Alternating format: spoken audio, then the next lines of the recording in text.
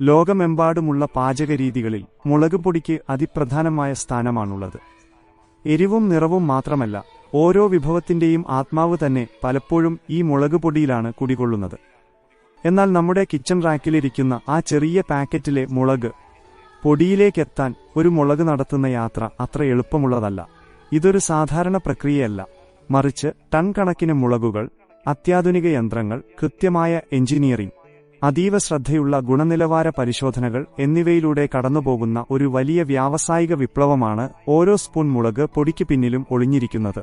മുളക് കൃഷിയിടത്തിൽ നിന്നുള്ള തുടക്കം മുതൽ അത് പാക്കറ്റിലാക്കി നിങ്ങളുടെ കൈകളിലെത്തുന്നതുവരെയുള്ള ആ അത്ഭുതകരമായ യാത്ര നമുക്ക് വിശദമായി പരിശോധിക്കാം. എല്ലാ മുളക് പൊടിയുടെയും തുടക്കം മുളക് ചെടികളിലാണ്. ഉഷ്ണമേഖലാ പ്രദേശങ്ങളിലും നല്ല സൂര്യപ്രകാശം ലഭിക്കുന്ന വരണ്ട കാലാവസ്ഥയിലുമാണ് മുളക് സമൃദ്ധമായി വളരുന്നത്. ഇന്ത്യ, ചൈന, മെക്സിക്കോ തുടങ്ങിയ രാജ്യങ്ങൾ ലോകത്തിലെ പ്രധാന മുളക് ഉൽപ്പാദകരാണ്. ഓരോ തരം മുളകിനും വ്യത്യസ്തമായ ഗുണങ്ങളുണ്ട്. കാശ്മീരി മുളക് അതിന്റെ തിളക്കമുള്ള ചുവപ്പ് നിറത്തിന് പ്രശസ്തമാണ്. ബാഡഗി മുളക് അതിന്റെ തീവ്രമായ നിറത്തിനും സവിശേഷമായ സുഗന്ധത്തിനും പേരുകേട്ടതാണ്. അതേസമയം കായൻ മുളക് അതിന്റെ എരിവിനും പ്രത്യേക രുചിക്കും ഉപയോഗിക്കുന്നു.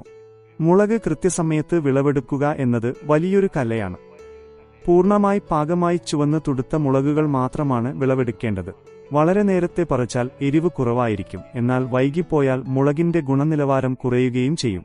പരമ്പരാഗതമായി കൈകൾ കൊണ്ടാണ് പലയിടത്തും വിളവെടുപ്പ് നടത്തുന്നതെങ്കിൽ വലിയ തോട്ടങ്ങളിൽ യന്ത്രങ്ങൾ ഉപയോഗിച്ച് വേഗത്തിലും കൃത്യതയോടും കൂടി ഇത് ചെയ്തെടുക്കുന്നു.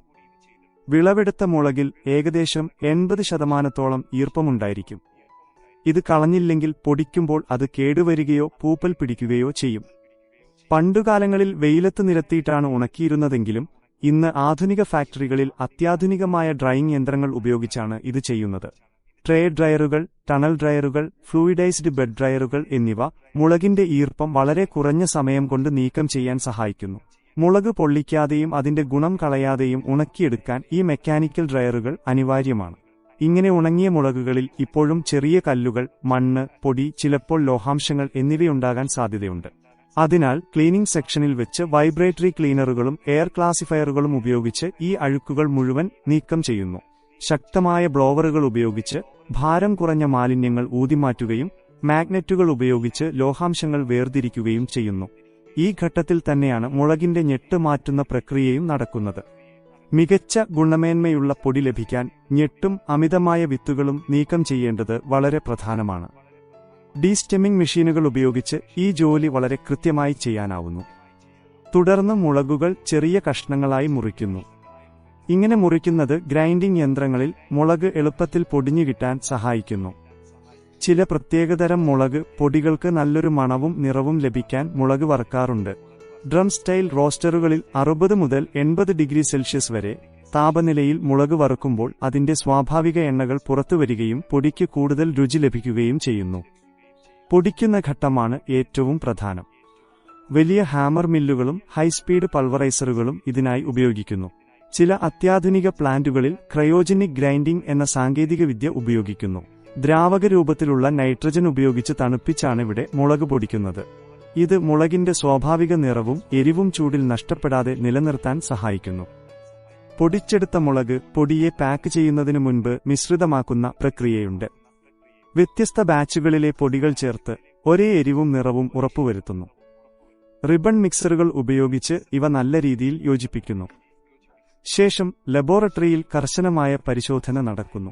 കളർ ഇൻഡെക്സ് ഉപയോഗിച്ച് നിറവും സ്കോവിൽ ഹീറ്റ് യൂണിറ്റ് H2 ഉപയോഗിച്ച് എരിവിന്റെ അളവും പരിശോധിക്കുന്നു. ബാക്ടീരിയകളോ മറ്റു മായങ്ങളോ ഇല്ലെന്ന് ഉറപ്പുവരുത്തിയ ശേഷം മാത്രം പാക്കിംഗിലേക്ക് അയക്കുന്നു. യാന്ത്രികമായ ഫില്ലിംഗ് യന്ത്രങ്ങൾ ഉപയോഗിച്ച് വായു കടക്കാത്ത രീതിയിൽ പാക്കറ്റുകളിലാക്കുന്നു. ചിലപ്പോൾ നൈട്രജൻ ഫ്ലഷ് ചെയ്യുന്നതുവഴി ഓക്സിഡേഷൻ തടഞ്ഞ് പൊടിയുടെ ആയുസ് വർദ്ധിപ്പിക്കുന്നു.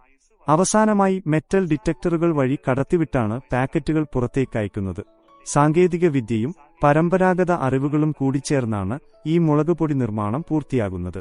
ഒരു ചെറിയ മുളകിന്റെ കഷ്ണത്തിൽ നിന്ന് തുടങ്ങി ഇത്രയും വലിയൊരു മെക്കാനിക്കൽ യാത്രയിലൂടെയാണ് നമ്മുടെ അടുക്കളയിൽ ഒരു പാക്കറ്റ് മുളകുപൊടി എത്തുന്നത് എന്ന് തിരിച്ചറിയുമ്പോൾ അതിനൊരു പ്രത്യേക മൂല്യം ലഭിക്കുന്നു.